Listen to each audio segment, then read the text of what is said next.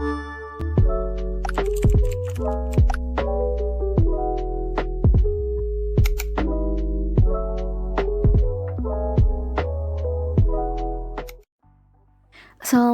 warahmatullahi wabarakatuh. Perkenalkan, saya Melia Istiani, NIM C1D021022 akan menjelaskan mengenai legenda, asal-usul, dan juga mitos yang ada di Karangreja, Kabupaten Purbalingga, Provinsi Jawa Tengah. Pertama adalah mitos Miyangga. Di Desa Telaplor, terdapat dua sungai yang bernama Kali Pring dan Kali Duwur. Sungai tersebut merupakan kawasan yang kerap dianggap mistis oleh warga setempat. Miyangga adalah salah satu makhluk yang kerap diceritakan oleh para orang tua di desa tersebut, diperuntukkan supaya anak-anak tidak mengunjungi atau bahkan bermain di kawasan sungai pada saat sedekala esuk dan sedekala wengi. Miyangga dikenal sebagai makhluk astral berambut panjang, berlumuran darah, dan bertubuh amat menyeramkan, suka berada di dekat sungai pada waktu peralihan malam dan siang.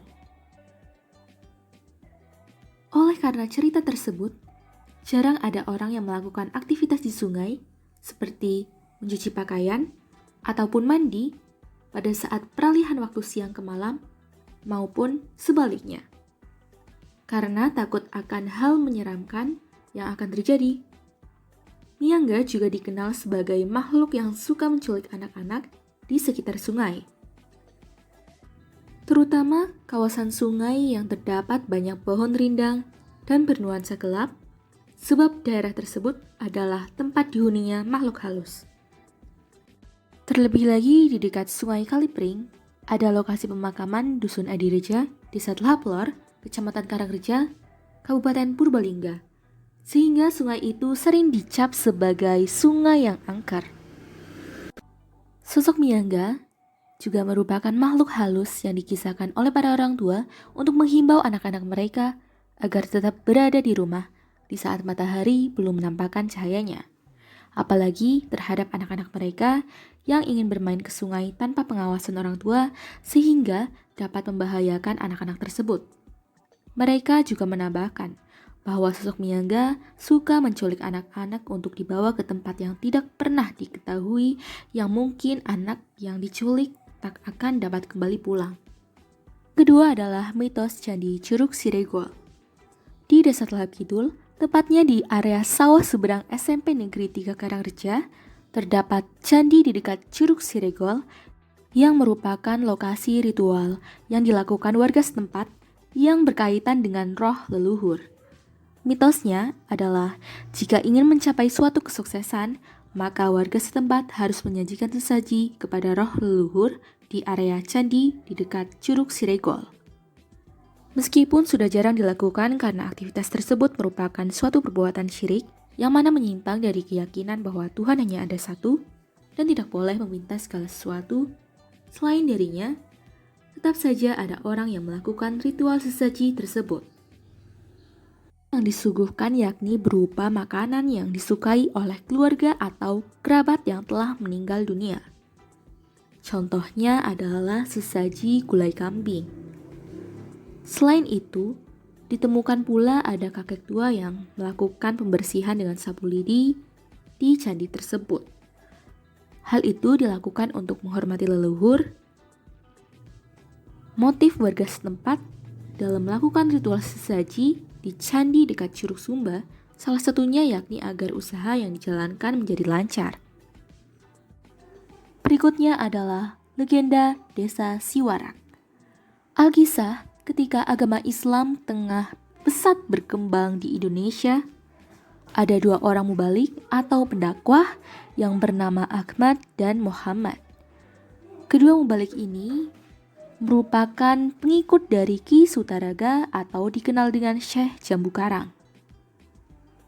Suatu hari, Ahmad dan Muhammad melakukan penyimpangan terhadap ajaran agama Islam dengan menggoda dua gadis bernama Endang Murdianingsih dan Endang Murdianingrum yang sedang bertapa di sebuah gua.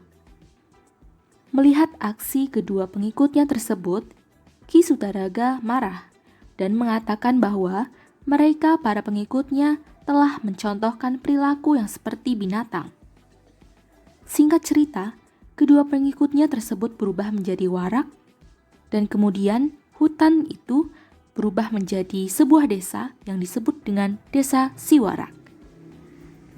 Yang keempat adalah sejarah terpecahnya Desa Telahap dan adanya gardu VOC. Alkisah, ada seorang bernama Ki Surata yang tengah mencari wilayah tempat tinggal baru. Beliau berasal dari Yogyakarta. Ki Surata menemukan tempat di sekitar lereng Gunung Slamet yang dikelilingi bukit-bukit yang tinggi dan berpikir jika Gunung Slamet meletus, maka wilayah beliau yang temukan tersebut tidak begitu terdampak karena ada beberapa bukit di sekitar wilayah tersebut. Awal mula dinamakan Desa Telahap adalah dari istilah kata tlatah yang berarti wilayah dan Wahab yang berarti Kiai Abdul Wahab, kemudian disingkat menjadi Telahap.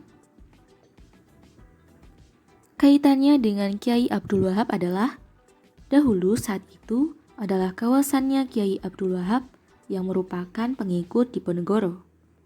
Kiai Abdul Wahab merupakan sosok yang dapat mengusir Belanda di wilayah Telahap pada saat itu, sehingga hingga kini setiap tahun dikenang jasa beliau melalui peringatan kematiannya.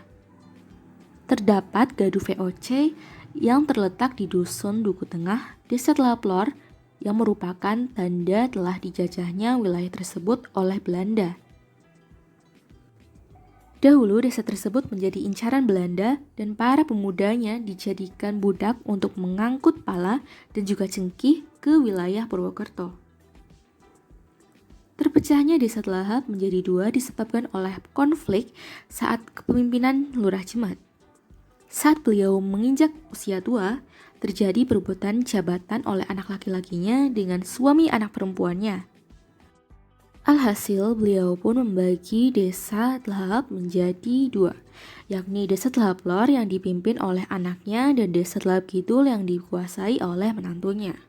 Adapun untuk mengenang jasa Ki Surata yang telah menemukan Desa Telahap, nama beliau dijadikan sebagai nama jalan di Dusun Telahap. Sekian penjabaran dari saya. Wassalamualaikum warahmatullahi wabarakatuh.